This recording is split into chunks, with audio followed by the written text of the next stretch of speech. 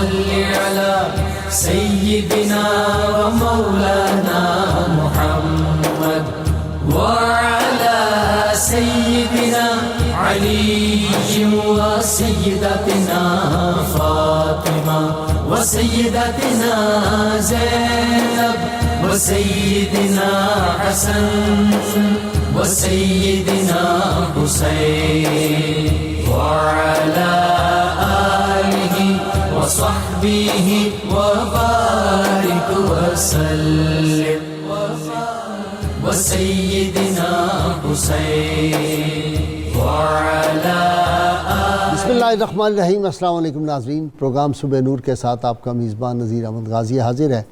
ناظرین کرام، حضرت ابو انیس محمد برکت علی صاحب رحمہ اللہ کی مشہور تالیف اسماء النبی الکریم صلی اللہ علیہ وآلہ وسلم سے ایک اسم مبارک پڑھنے کی سعادت حاصل کر رہا ہوں۔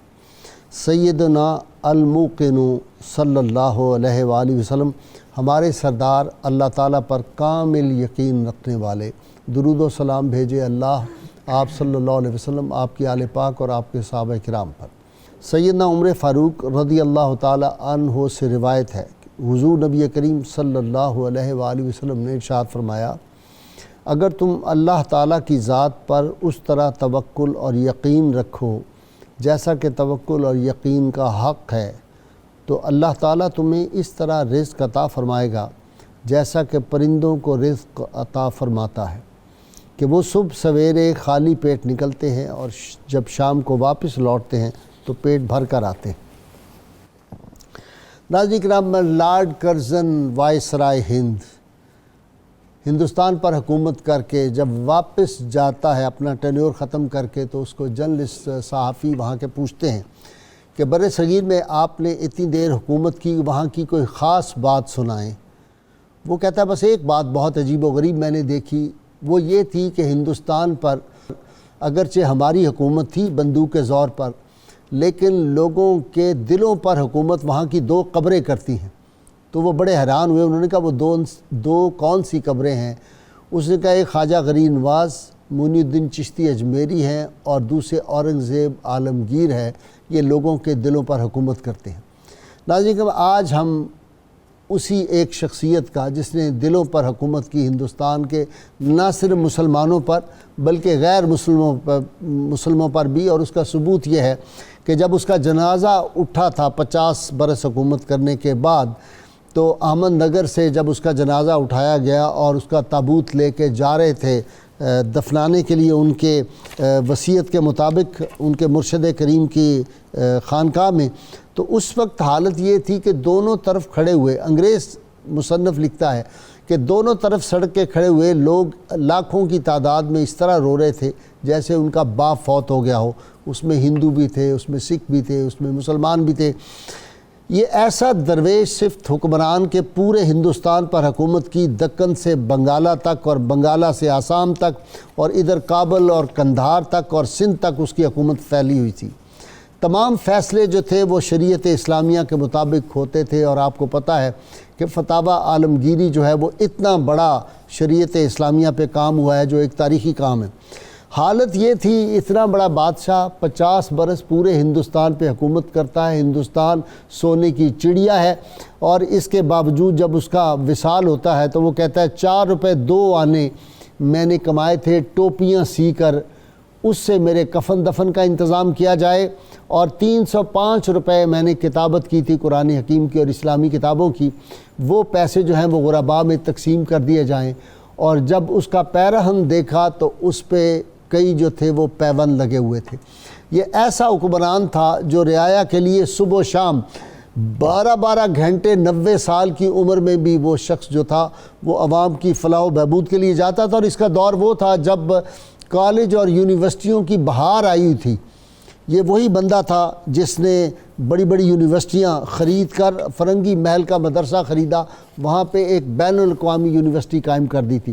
اسی طرح ٹھٹھہ میں آپ سن کے حیران ہوں گے 400 کالج صرف ٹھٹھہ میں قائم کر دیے تھے، جون پور میں، سیالکوٹ میں، دہلی میں، آگرہ میں، سیالکوٹ، یہ تمام علاقوں میں تعلیمی اداروں کا ایک جال بچھا دیا تھا، اور یہ وہ حکمران تھا جس کے دور میں کوئی کھانے پینے کی چیزوں پر ٹیکس نہیں تھا.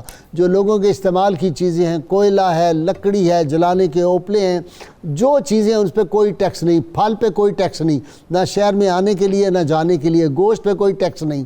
عوام کی خوشحالی کا یہ عالم ہے کہ ہر طالب علم کو وظیفہ ملتا ہے، اور ساری سلطنت کے لوگ چاہے وہ دیہات میں رہتے ہوں، شہروں میں رہتے ہوں، قصبوں میں، سب پہ تعلیم لازم تھی اور سب تعلیم حاصل کرتے تھے.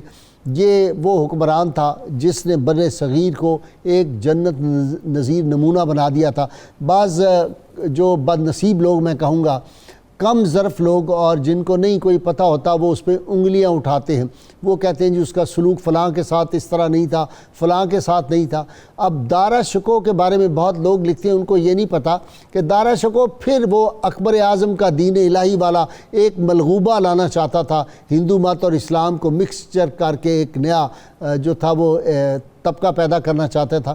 تو اورنگزیب عالمگیر جو تھے وہ ایک سچے پکے مسلمان تھے، اور پھر ساری زندگی مرہٹوں کی سازشوں کا مقابلہ کیا، اور دیگر جو وہاں پہ مذہب کے لوگ تھے انہوں نے جس طرح اس کو کوشش کی کہ ٹاپل ڈاؤن کر دیں، کیونکہ یہ ریاست جو تھی یہ سلطنت مدینہ کا پرتو ریاست، جو سلطنت مدینہ کا پرتو ریاست ہوتے ہیں اس کے حکمران جو ہیں ان کی زندگیاں اس طرح سادہ ہوا کرتی ہیں. اللہم صلی علی سیدنا و مولانا محمد وعلى سيدنا علي وسيدتنا فاطمة وسيدتنا زينب وسيدنا حسن وسيدنا حسين وعلى آله وصحبه وبارك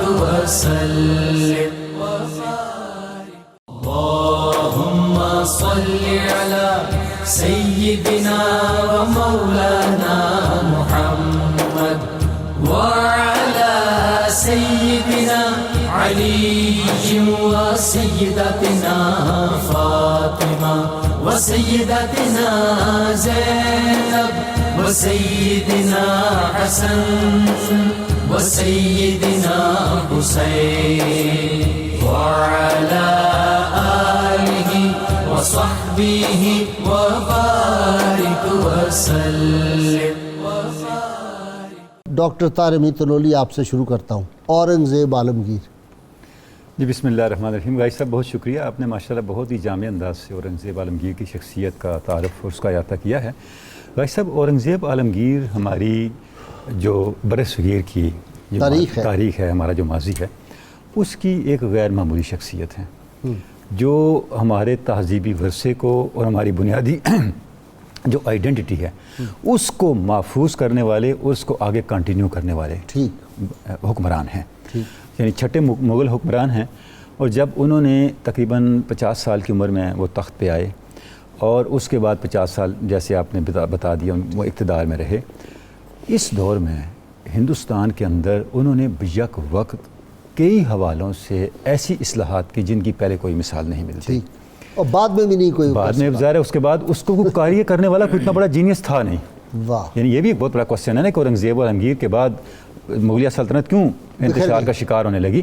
کیونکہ وہ اتنا بڑا انسان تھا، اتنا بڑا حکمران تھا، اتنا بڑا جینیس تھا کہ اس نے جو بلڈ اپ کر دیا اس کو سنبھالنے والا ہی کوئی نہیں تھا. بعد میں کسی کے اندر اتنا جینیس ہوتا، اس کے اندر اتنی کیپیسٹی، اتنی کیپیبلٹی ہوتی. وہ اگر آپ ان کی سیاسی بصیرت کو دیکھیں، ان کی دینی کمٹمنٹ کو دیکھیں، ان کی رفاع عامہ کو دیکھیں. بھائی صاحب ہم صرف اورنگزیب عالمگیر کی دوسری کہانیاں سنتے رہیں. آپ دیکھیں کہ اورنگزیب عالمگیر کے وقت کیا عالم تھا برصغیر کے معاشرے کی جو معاشی استحکام ہے اس کا، کہ ورلڈ جو GDP ہے اس کا 1/4 ہندوستان کا تھا. اللہ. اور اس وقت جو ریونیو تھا ان کا جو معاصر لوئس چہاردم تھے ان سے 10 گنا زیادہ تھا، فرانس سے 10 گنا زیادہ تھا اینول ریونیو. باوجود اس کے کہ انہوں نے ان سب چیزوں پہ ٹیکس ختم کر دیے تھے جن کا آپ نے ذکر کیا. انہوں نے سارے مذہبی ٹیکس ختم کر دیے تھے. 80 مذہبی ٹیکس تھے جن کو اورنگزیب عالمگیر نے ختم کیا. تعلیم پہ ٹیکس تھا ہی نہیں. یعنی کہ ہندوؤں پہ 80 ٹیکس تھے وہ سارے ختم کر دیے. تو یہ جو ان کی پالیسی تھی اس طرف لے کے آنے کی، یہ پالیسی ہندوستانی معاشرے کو اس سطح پہ لے گی استحکام کے کہ جب اورنگزیب عالمگیر رخصت ہوا تو لوگوں نے یہ سمجھا کہ ہمارے سر سے سایہ اٹھ گیا. اس لیے علامہ نے اورنگزیب عالمگیر کو بڑا اپریشیٹ کیا ہے. اچھا وہ علامہ نے کہا کہ پایا اسلامیہ برتر ازو احترام شرع پیغمبر ازو، کہ ہندوستان میں ہماری بنیاد مستحکم اورنگزیب سے ہوئی، اور یہاں احترام شریعت مصطفیٰ صلی اللہ علیہ وسلم ہوا تو اورنگزیب عالمگیر سے ہوا. اور کمال شعر علامہ نے کہا کہ درمیانے کارزار کفر دیں ترکش مارا خدنگ آخری، کہ کفر اور دین کے مارکے میں ہمارے ترکش کا جو آخری تیر ہے وہ اورنگزیب تھا. یہ اتنی بڑی بات کہی کہ جیسے شاہ دین آپ جانتے ہیں علامہ کے بڑے اچھے دوست تھے. علامہ اقبال کا تو کلیجہ خون ہو گیا ایسا ہی ہے. تو جیسے شاہ دین آئے تو انہوں نے کہا علامہ صاحب آپ نے جیسے شاہ دین ہمایوں جن کے نام پہ ابھی بلڈنگ موجود ہے، تو انہوں نے کہا علامہ صاحب یہ آپ نے کمال شعر لکھا.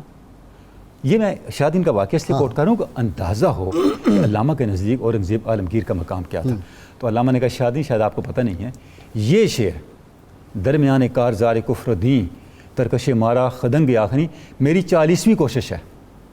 اچھا 40 دفعہ میں نے اس شعر کو ریوائز کیا تاکہ میں اورنگزیب عالمگیر کا جو کریکٹر ہے اس کو سارے کو صحیح طور پہ آگے منتقل کر سکوں. تو یعنی یہ اندازہ ہے اس کا. اچھا اس کے بعد پھر علامہ اس طرف وہ آ گیا، اس پہ ہم بات کریں گے. ہوا یہ کہ آگے چل کر کے اورنگزیب عالمگیر کی شخصیت کو مسخ کیا گیا اور اس شخصیت کو ڈیمیج کرنے کی کوشش. لیکن غازی صاحب آپ دیکھیں کہ پھر مخالفین نے اس کی گواہیاں دیں.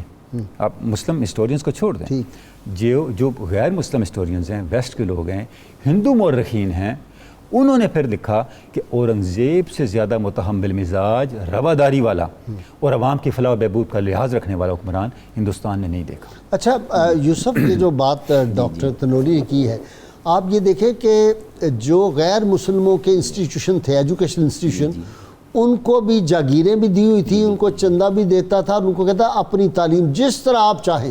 یعنی یہ رواداری جو ہے یہ کون، لیکن اس بات کو چھپایا جاتا ہے. لکم دینکم ولی دین، وہ اس آیہ قرآنی کی تفسیر تھے. اور اورنگزیب علیہ الرحمہ جو ہیں یہ پاک و ہند کی تاریخ کا ایک مائل سٹون ہے، سنگ میل ہیں. ٹھیک. اور ابھی ذکر ہو رہا تھا کہ ترکش مارا خدنگ آخری، اور تو حضرت جب قائد اعظم علیہ الرحمہ کی تدفین ہو رہی تھی اس وقت جو ارد گرد علماء اور اولیاء اللہ تھے ان کی زبان سے ایک لفظ نکلا کہ آج ہم اورنگزیب عالمگیر رحمۃ اللہ علیہ کے بعد ہندوستان کا سب سے بڑا مسلمان دفنا رہے ہیں. وہ روایت ختم نہیں ہوئی. جیسے ابھی آپ نے کہا کہ لوگ ان کے یعنی ان کے خلاف زیادہ لکھتے ہیں. خلاف اسی کے لکھا جاتا ہے جس نے کچھ کام کیا. احتساب جو ہے وہ انہوں نے قائم کیا اور کہا کہ معاشرے کی اصلاح جو ہے یہ ریاست کے استحکام کا باعث بنتی ہے. اور بے حیائی کسی بھی دین میں نہیں تھی، لہٰذا انہوں نے شراب بھی بند کی، انہوں نے گانا بجانا بھی بند کیا، اور انہوں نے منشیات ساری ٹوٹل. ہاں جی. اور ساتھ یہ کہ جو دربار سے وابستہ شعراء تھے، رقاص تھے اور بھانڈ تھے، یہ ان لوگوں کو مناسب پینشن دے کے فارغ کیا، اور دربار کی شناخت جو تھی وہ قرآن و سنت رکھی. اور پھر یہ ہے کہ اس میں جو یعنی ہمارے اسلامی معاشرے میں غیر اسلامی روایات تھیں وہ ختم کی، اور قرآن کی ترویج کے لیے نجم القرآن. اچھا کوئی جعلی صوفی کونسل نہیں بنائی؟ نا نا نا نا نا. اور وہ خود صوفی تھا. اور پھر یہ صوفی کونسل بنانے کی ضرورت کیا؟ کسی ولی اللہ کی ہمت نہیں تھی، وہ سب جانتے تھے کہ زندہ پیر ہے، یہ درویش بادشاہ ہے. اور مسلمان، یہ عجیب حیرت کی بات ہے کہ اکبر اعظم جسے مہابلی بھی کہتے تھے، شاہ جہان کے زمانے میں جب ہندوؤں نے اتنی قوت پکڑی اپنی یعنی اینٹی مسلم، تو 2 بار مسجد اور ملک مزار کی توہین کرنے کی کوشش کی. اورنگزیب علیہ الرحمہ وہ شخصیت ہیں جن کی آج تک غیر مسلموں کی بھی ہمت نہیں ہوئی.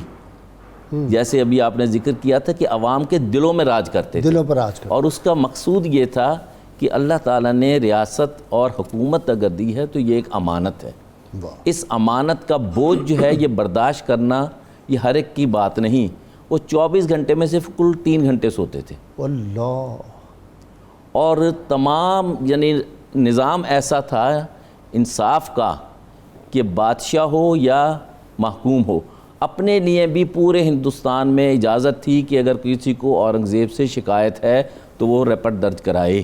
اور پھر یہ ہے کہ نظام کو ڈیولپ کرنا، جس کی وجہ سے اورنگزیب علیہ الرحمہ جیسا آدمی دوسرا تو نہیں تھا، مگر 150 سال ریپوٹیشن پہ سسٹم چلتا رہا کہ اورنگزیب جو ہے اتنا مضبوط کر گئے تھے سیاسی اعتبار سے، عسکری اعتبار سے، معاشی اعتبار سے، سماجی اعتبار سے، کیونکہ اگر معاشرے میں لوگوں کو اچھی عادات ہوں گی تو معاشرہ زیادہ زندہ رہے گا، اور اگر آدمی سست اور کاہل ہوگا تو وہ ڈوب جائے گا۔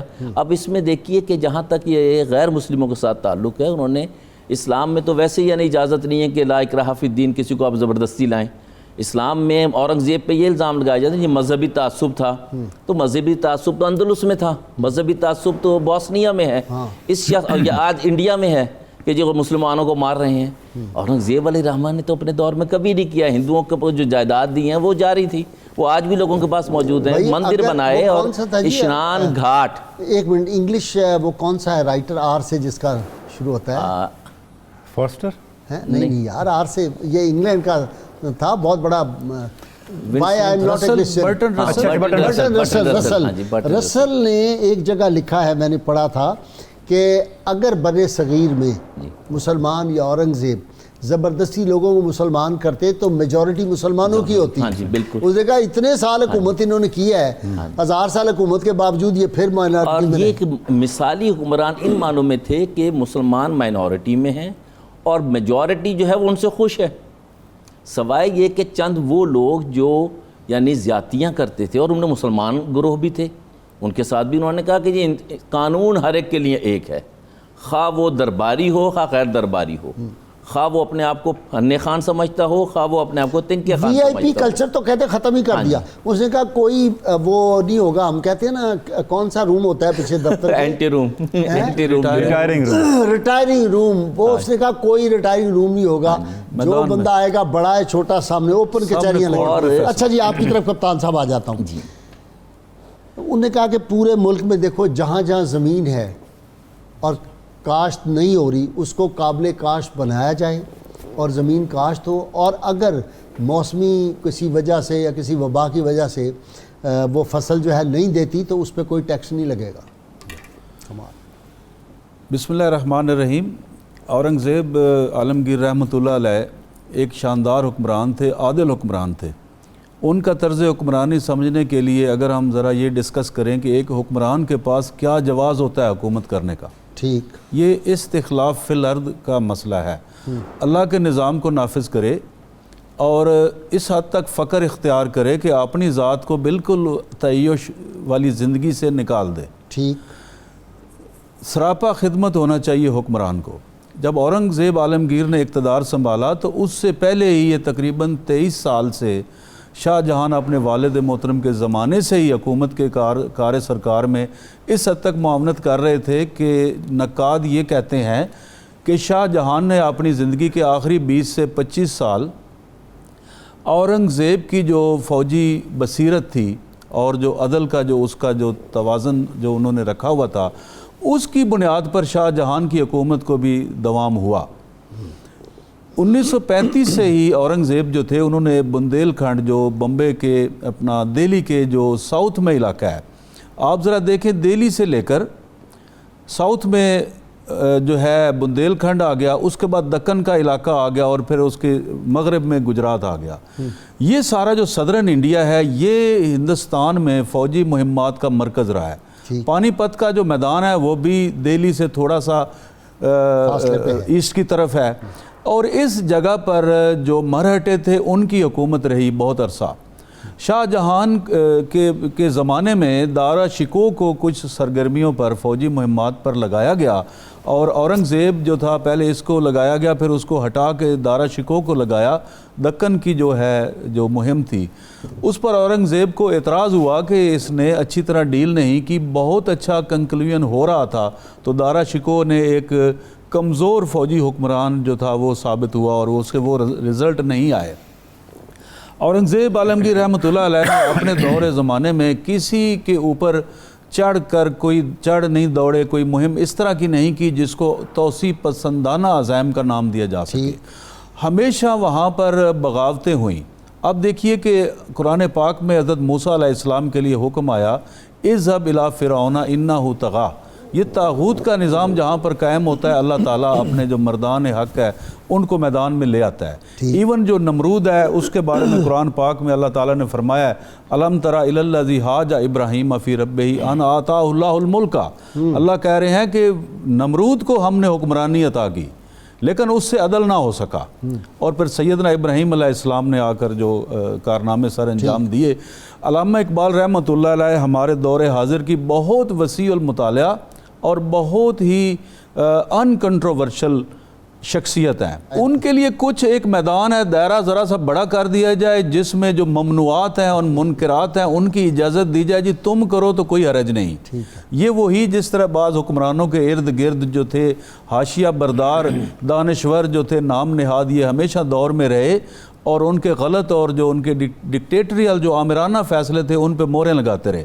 علامہ اقبال رحمۃ اللہ علیہ نے اورنگزیب عالمگیر رحمۃ اللہ علیہ کی جو کاوش ہے، خدمات ہیں، ان کو تشبیہ دیا ہے سیدنا ابراہیم علیہ السلام کے نظام کے ساتھ۔ اچھا، کہ پورا ہندوستان جو تھا یہ ایک بت خانہ تھا، مجھے ہے حکم ازاں لا الہ الا اللہ۔ اور بالکل علامہ اقبال جو ہے ان کا بہت زیادہ انہوں نے ان کے بارے میں اپنے خیالات کا اظہار کیا ہوا ہے۔ کچھ اشکالات ہیں لوگوں کے کہ جی اورنگزیب جو تھے انہوں نے اپنے بھائیوں کو مروا دیا، اس میں صداقت نہیں ہے۔ ان کے جو بھائی جو تھے، جو مراد تھا وہ پہلے ہی سے اس میں گجرات میں تھا، وائسرائے تھا، گورنر تھا، تو اورنگزیب نے جب اپنا اقتدار قائم کر لیا تو ان کو وہاں سے ریموو نہیں کیا۔ 1 سال تک مراد نے حکومت کیا وہاں کی، لیکن وہاں کے ایک دیوان تھے جو کہ ان کو اس نے قتل کروایا اور اس کے بیٹوں نے قصاص کا مطالبہ کیا، ریٹریبیوشن، اور اس میں فیصلہ ہوا، اسلامی عدالت نے فیصلہ کیا، قتل کے جرم میں ان کو سزائے موت ہوئی۔ اور ان کو یہ لوگ اس طرح کہتے ہیں کہ جی بادشاہ کو مداخلت کرنی چاہیے تھی، انہوں نے مداخلت نہیں کی۔ اسی طریقے سے جو ان کے بھائی تھے شاہ شجاع، وہ بنگال کے حکمران تھے، ان کو اورنگزیب نے کہا کہ جی آپ وہیں پہ بیٹھ کر سنبھالیں، لیکن انہوں نے پورے ہندوستان پر حکومت کرنی چاہیے۔ ان کے خلاف انہوں نے حملے کیے اور اپنی سلطنت کو، بادشاہت کا اعلان کر دیا، تو وہ پھر ان کو شکست ہوئی اور وہ بھاگ گیا۔ جہاں تک دارا شکوہ کا تعلق ہے، دارا شکوہ جو تھے انہوں نے لوگوں سے حمایت حاصل کرنے کے لیے وہاں کے ہندوؤں سے ہیریٹک قسم کے نظریات کا پرچار کیا، ملحدانہ نظریات اختیار کرنا، ملحدانہ اور مشرکانہ قسم کے، جس طرح دین الہی تھا کہ اسلام میں اس کی جگہ نہیں تھی۔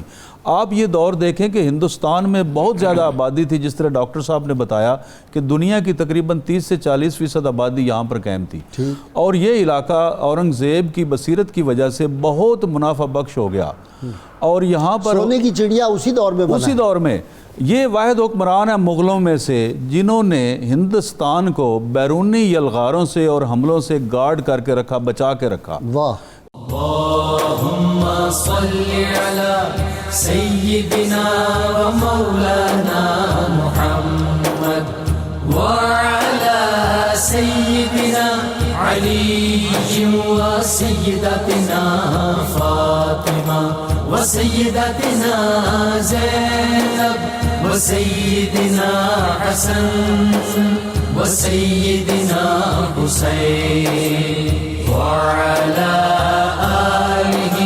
وصحبه وبارك وسلم اللهم صل على سيدنا ومولانا محمد وعلى سيدنا علي وسيدتنا فاطمة وسيدتنا زينب وسيدنا حسن وسيدنا حسين وعلى آله وصحبه وبارك وسلم۔ ڈاکٹر تنوری صاحب کی طرف آ جائیں۔ ڈاکٹر صاحب کمال ہے، ویسے اس نے انجوائے نہیں کیا اورنگزیب عالمگیر رحمۃ اللہ علیہ نے جو ٹریڈیشن تھی اس وقت کی۔ آپ دیکھیں شاہ جہان کو اور ان سے پہلے حکمرانوں کو دفن کرنے کے لیے کتنے مقبرے بنائے گئے، کتنے اہتمامات کیے گئے۔ اورنگزیب عالمگیر نے اپنے لیے کوئی محل نہیں بنایا، کوئی باغ نہیں بنوایا، اپنا مقبرہ نہیں بنوایا، اپنے لیے کوئی وصیت کر دی، وصیت کر دی میرا اپنے لیے کوئی اسپیشل فنڈز نہیں رکھے۔ اور بلکہ یہ ہوتا تھا غازی صاحب کہ اس زمانے میں یہ قانون تھا، جب کوئی حکومتی عہدیدار مر جاتا تھا تو اس کی ساری جائیداد ضبط کر لی جاتی تھی، وہ باقی سرکار ہو جاتی تھی۔ اورنگزیب عالمگیر نے یہ قانون ختم کر دیا کہ اس کے جو قانونی ورثاء ہیں ان کے اندر وہ منتقل کی جائے، ان کو دی جائے۔ تو جتنا بھی استحصالی کوئی قانون تھا اورنگزیب عالمگیر نے اس کو ختم کیا۔ غازی صاحب آپ دیکھیں جو انہوں نے قانون مالگزاری بنایا، اس کے نتیجے میں ان کا جو اسٹیٹ ریونیو تھا وہ شاہ جہان کے زمانے سے 2 گنا بڑھ گیا، ٹھیک، باوجود اس کے کہ انہوں نے سارے ٹیکس ختم کر دیے تھے۔ یعنی یہ سبب برکات آنی شروع ہو یہ جاتی ہے۔ سبب کیا تھا؟ حکمران اگر دیانتدار ہونا جی، دیانتدار ہو، تے بالکل۔ اللہ تعالیٰ کی برکات آتی ہے۔ اب جو حکمران رات کو تہجد پڑھ رہا ہے، وہ رات کو تلاوت قرآن حکیم کر رہا ہے، تو وہ تو پھر اور اس طرف جو کیپٹن صاحب فرما رہے تھے تھوڑا سا اشارہ کرنا ضروری ہے کہ جو ان پہ الزامات ہیں مندروں کے حوالے سے، غازی صاحب یہ ویسٹ کے اور نان مسلم جو مصنفین ہیں ان کی تحقیق ہے کہ اورنگزیب عالمگیر نے صرف 2 طرح کے مندر گرائے، ٹھیک، یا جو غیر قانونی تھے یا وہ جو سازشوں کا گڑھ تھے۔ ہاں ایگزیکٹلی۔ بی ایم پانڈے ہندو مصنف ہیں، ان کی کتاب ہے ہندو مندر اور اورنگزیب کے فرامین۔ اس میں انہوں نے اورنگزیب کے 6 فرمان دیے ہیں فارسی ٹیکسٹ کے ساتھ، اور پھر جتنے مندر گرائے گئے ان کی تاریخ بیان کی۔ مثلا وہ کہتے ہیں اورنگزیب بنگال کی مہم پہ تھے، تو جب بنارس کے قریب پہنچا ان کا سارا قافلہ، تو ان کے جو ہندو کمانڈر تھے، ان کی ساتھ خواتین بھی تھیں، انہوں نے کہا جی یہاں تھوڑا رک جائیں، یہاں وشواناتھ مندر ہے تو ہم وہاں عبادت کرنا چاہتے ہیں۔ اورنگزیب نے ایک دن کے لیے اسٹے کر لیا۔ وہ سارے لوگ وہاں پہ جب پہنچے، جب واپس آئے تو ان میں کئی خواتین موجود نہیں تھیں۔ یہ بی ایم پانڈے نے لکھا ہے۔ اچھا، اس کی جب تحقیق کروائی گئی تو جب پتہ چلا تو وہاں کے کئی ایسے معاملات تھے وہاں پہ ان کو رکھا ہوا تھا۔ وہ مہنت جو تھے انہوں نے ان کو پکڑ کے رکھ لیا۔ اچھا، اس پہ پھر اورنگزیب نے جلگار کی اور اس نے حکم جاری کیا کہ ان کو سزا دی جائے، اور اس مندر کو پھر کیا گیا۔ تو جس مندر کو بھی گرایا گیا اس کے پیچھے آپ کو اس طرح کی ہسٹری ملے گی۔ دوسری طرف جتنے مذہبی جو مندر جو تھے وہ مخدوش حالت میں تھے، ان پہ پیسے دیے، اس کی اعلیٰ قسم کی نہیں۔ اس کی شبلی نمانی نے لوگوں نے اس کی پوری فہرستیں دی ہوئی ہیں کہ کتنے وہ مندر تھے جن کو انہوں نے جاگیریں دی، ان کو انہوں نے اسٹیٹ لیول پہ ان کو سپورٹ کیا۔ تو اسی لیے تو جو ہندو لوگ تھے وہ بھی تو ان کی تعریف کرتے تھے، گیت گاتے تھے، اور ان کی اسٹیٹ جو فنکشنریز تھے، کتنے ان کے عہدیدار جو تھے، کتنے کمانڈر تھے جو سکھ تھے، ہندو تھے اور دوسرے مذاہب سے تعلق رکھتے تھے۔ تو جو اورنگزیب عالمگیر کے بارے میں یہ ایک بڑا المیہ ہے، اس لیے علامہ نے کہا نا کہ کور زوکاں داستاں ہا ساختند، کور زوکاں داستاں ہا ساختن وسعت ادراک او نہ شناختن۔ علامہ کہتے ہیں یہ جو کور ذوق لوگ ہیں، جو بے وقوف لوگ ہیں اور بدنیت لوگ ہیں، انہوں نے اورنگزیب کے خلاف داستانیں گڑھی ہیں۔ انہیں پتہ ہی نہیں ہے کہ اس کا ادراک، اس کی پالیسی کتنی وسیع تھی اور کس سطح پہ جا کے وہ اپنے اسٹیٹ ایڈمنسٹریشن کو لے کے چل رہا۔ مجھے آج تسلی ہو گئی یہ جو آپ نے شعر سنایا ہے کہ میں ان میں سے اکثر کو جانتا ہوں، وہ واقعی بدنیت، بلکہ میں یہ لفظ کہنے لگا تھا کہ علامہ نے خود اورنگزیب عالمگیر کے مخالفین کو اور ان پہ اندھی اور بے بنیاد تنقید کرنے والوں کو کور ذوق کہا ہے۔ کور ذوق کہا ہے، اندھے کہا ہے، دل کے بھی اندھے۔ اورنگزیب علیہ رحمہ کے ایک منافق تھا نا، تو اس نے آپ صلی اللہ علیہ وسلم جب جا رہے تھے نا احد کے لیے، غزوہ احد کے لیے، تو اس نے کچھ راستے میں حضرہ سرائی کی تھی، تو آپ صلی اللہ علیہ وسلم نے صحابہ مارنے لگے تو آپ نے کہا نہیں چھوڑ دو، یہ صرف آنکھوں کا اندھا نہیں، یہ دل کا بھی اندھا ہے۔ جی بالکل، اور ہوتا بھی یہی ہے کہ قرآن میں کہا کہ تمہارے دل اندھے ہو جاتے ہیں، سوجھ بوجھ سے عاری ہو جاتے ہیں۔ اورنگزیب علیہ رحمہ کا کمال یہ ہے کہ وہ اگر ایک شخص کو زندگی میں کبھی دیکھ لیا ہے تو عمر بھر وہ یاد رہتا تھا۔ حافظہ اتنا تھا کہ قرآن حفظ کیا سلطان بننے کے بعد یعنی ہاں جی قرآن حفظ کیا ماشاءاللہ، اور پھر قرآن کا انڈیکس تیار کرایا نجم القرآن کے نام سے۔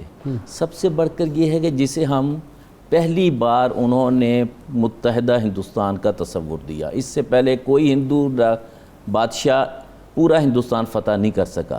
ہمارا یہ لداخ کا علاقہ، بلتستان کا علاقہ، یہ بھی اورنگزیب علیہ رحمہ نے فتح کیا ہے۔ واہ، اور پھر نیچے توڑ تک، مرہٹوں تک، وہاں کی جو ایک بیجاپور اور گولکنڈہ ریاستیں تھیں پہلے باج گزار تھیں، مگر وہ مرہٹوں کے ساتھ مل کے کچھ اور ہی رنگ رتھے ان کے، تو تو وہ ختم کی کیونکہ پناہ دیا کرتے تھے. پھر مرہٹوں کا زور توڑا, پھر وہ زور جو ٹوٹا ہے اس کی وجہ سے وہاں پہ مسلمان محفوظ ہوئے. پھر ٹیپو سلطان آئے. پھر تیسرا یہ ہے کہ ان کی سلطنت کا جو سب سے زیادہ اہم کام تھا وہ یہ تھا کہ اگر ایک چھوٹا سا ایونٹ ہوا ہے زیادتی کا تو ودن اے ویک وہ اورنگزیب علیہ الرحمہ کے علم میں ہوتا تھا. یہ تھا نظام عریضہ نظام نویسی بڑا کا. زبردست تھا, کمال ہے. اور غریبوں کی داد رسی پہلے کرتے تھے, اور سب سے پہلے دربار میں کئی گھنٹے کھڑے ہو کر, بیٹھ کر نہیں, ساری عرضیاں سنتے تھے اور فوراً فیصلے کرتے تھے. اور انصاف کے معاملے میں ودن اے ویک انصاف ہوتا تھا. اللهم صل على سيدنا ومولانا محمد وعلى سيدنا علي وسيدتنا فاطمة وسيدتنا زينب وسيدنا حسن وسيدنا حسين وعلى آله وصحبه وبارك وسلم. اللهم صل على سيدنا ومولانا محمد وعلى سيدنا علي وسيدتنا فاطمة وسيدتنا زينب وسيدنا حسن وسيدنا حسين وعلى آله وصحبه وبارك وسلم. ڈاکٹر صاحب ایک بات آپ نے دیکھی, تعلیم پر بڑا زور تھا. 2 کام بہت کیے ہیں. پہلا تعلیم, نمبر 2 زراعت, اور تیسرے نمبر پہ پھر انڈسٹری. کمال. اور انڈسٹری نہیں لگائیں آپ, کوئی ٹیکس نہیں ہے. تعلیم پہ اتنا زور تھا کہ ابھی آپ نے ٹھٹھا کی مثال دے دی. ٹھٹھا کی جو بادشاہی مسجد, اب بھی عالمگیری مسجد آپ جا کے دیکھیں, وہ انجینئرنگ کا بھی عجیب شاہکار ہے. دیکھیے میں نے بڑی یعنی اگر آپ صرف جہاں پہ امام کھڑا ہوتا ہے وہ بات کرے, پوری مسجد میں سینکڑوں لوگ ایسے سنتے ہیں میرے پاس بیٹھا ہوا بات کوئی کر رہا ہے. کمال ہے. یعنی ایسی اس کے اندر کیا آج کے, یعنی کیا اس سے اندازہ کریں کہ اس زمانے میں کیا نظام تعلیم و تربیت تھا جس سے ایسے لوگ نکلے جنہوں نے یہ فن پارے بنائے. مدرسہ رحیمیہ جو تھا, جامع رحیمیہ دہلی میں قائم کیا.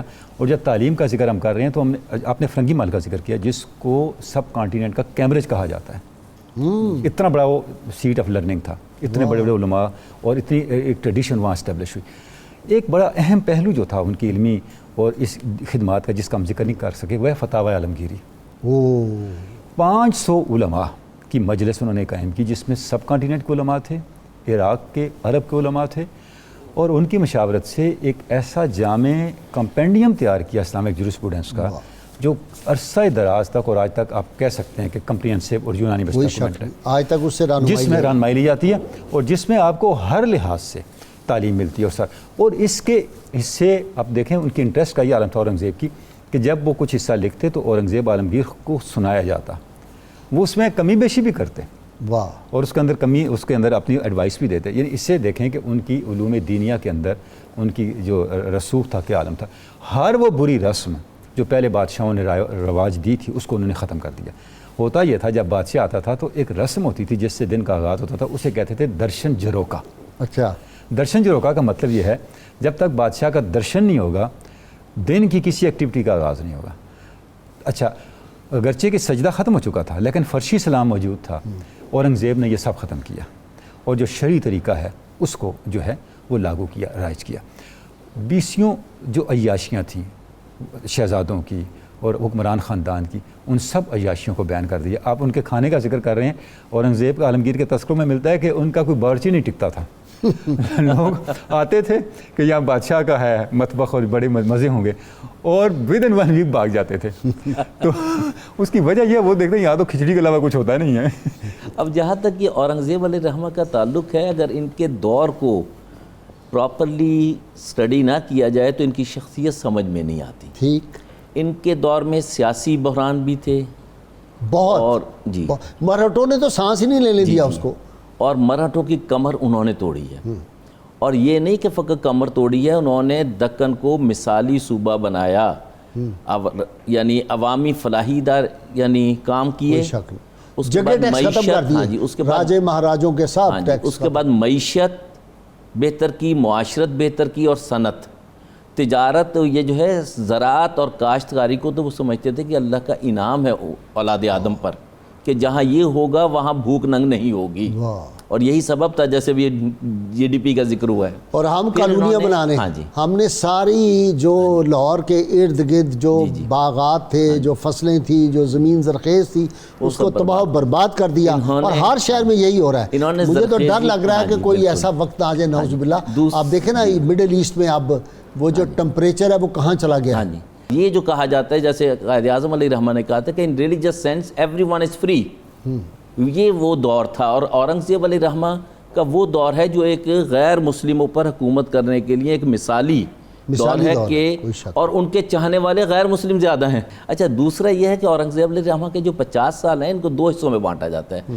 25 سال انہوں نے اس علاقے میں پنجاب اور جیسے ابھی بری میں ان کا ذکر ہو رہا ہے، یہ سارے علاقے جو تھے یہ یہاں امن اور استحکام قائم کیا، کابل تک، کابل بھی اچھا جرائم ختم ہو گئے تھے، تقریباً زیرو پہ آ گیا تھا۔ ہی یہی تھا کہ پبلک کو تحفظ دینا، راتوں کو قافلے چلتے تھے، کسی کی جرت نہیں کو انگلی اٹھا اور اس کے بعد پھر فوج کو منظم کیا، اور پھر اس کے بعد جو بڑے بڑے راجواڑے تھے اور بڑے بڑے گروہ تھے ان کو بعد میں ختم کیا۔ پہلے عوام کو سہولت دی، عوام کو امن دیا، عوام کو صنعت دی، عوام کو تجارت دی، عوام کو سکون دیا، عوام کو تعلیم دی۔ تعلیم کے 2 طریقے تھے ان کے پاس، ایک سرکاری مدارس تھے اور دوسرے غیر سرکاری، اور وہ دونوں مدارس کو یعنی اس طرح جیسے بھی آپ نے ذکر کیا پورے ہندوستان میں ہندو جو تھا وہ اپنے مدارس وہ بھی، اچھا کمال ہے، جو پہلی جماعت کا طالب علم ہے اس کو 1 روپیہ مل رہا ہے، دوسری کے 2 روپے، تیسری کے 3 روپے، چوتھی کے 4، ویسے ہی شوق سے لوگ کہتے تھے میرا 1 روپیہ بڑھ جائے گا اس دور کا۔ اور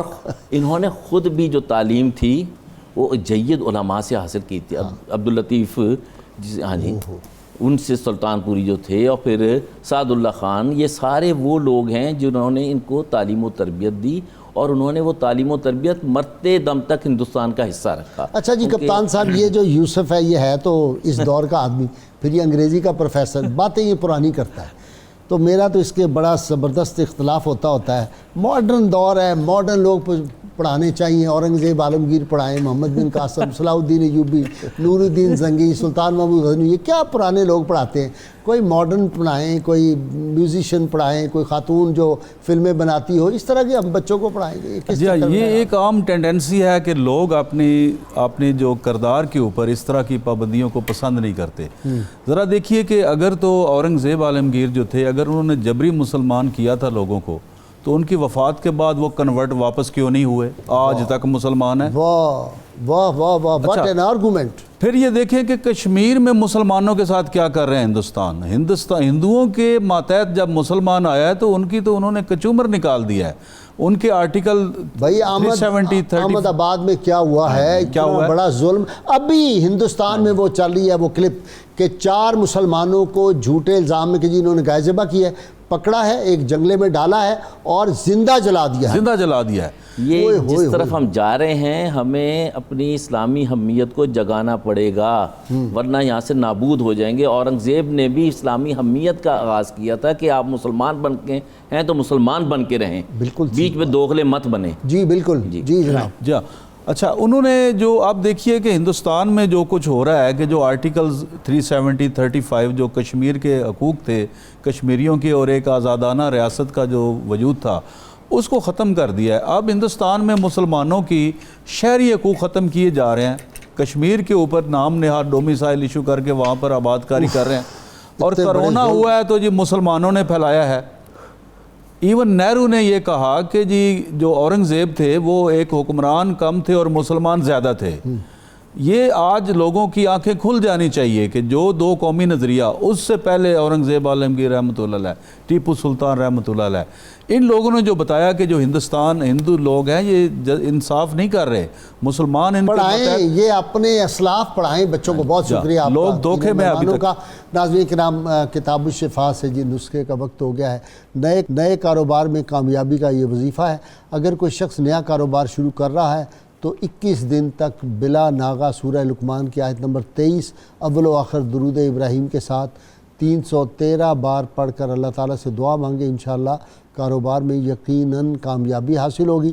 سیدنا علی مرتضیٰ شیر خدا فاتح خیبر ارشاد فرماتے ہیں، اپنے عہد و پیمان کو مضبوطی سے تھام کر رکھو اور خاکساری اختیار کرو تاکہ تم فلاح پا جاؤ۔ اللهم صل على سيدنا ومولانا محمد وعلى سيدنا علي وسيدتنا فاطمة وسيدتنا زينب وسيدنا حسن وسيدنا حسين وعلى آله وصحبه وبارك وسلم۔